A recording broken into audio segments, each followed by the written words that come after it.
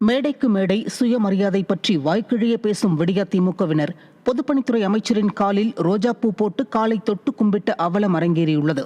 திருவண்ணாமலை நகரில் உள்ள சாரோன் பகுதியில் புதிதாக கட்டி முடிக்கப்பட்ட நியாய விலைக் கடை கட்டிடத்தை திறந்து வைக்க சென்ற விளம்பர மாடல் திமுக அமைச்சர் ஏவ வேலுவின் காலில் பூக்கள் தூவி திமுகவினர் தொட்டு வணங்கினர்.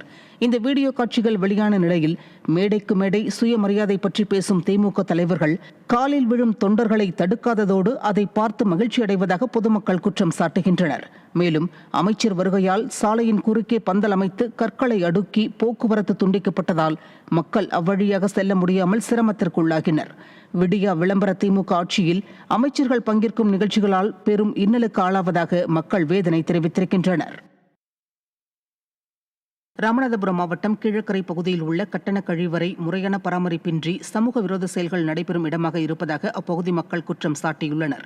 கீழக்கரை நகராட்சிக்குட்பட்ட மீனவர் குப்பம் பகுதியில் கடந்த 5 ஆண்டுகளாக முறையான பராமரிப்பில்லாமல் பயனற்று இருக்கும் நவீன கட்டண கழிவறை இரவு நேரங்களில் மது அருந்தும் இடமாகவும் சமூக விரோதிகளின் கூடாரமாகவும் மாறியுள்ளதாக மக்கள் வேதனை தெரிவிக்கின்றனர்.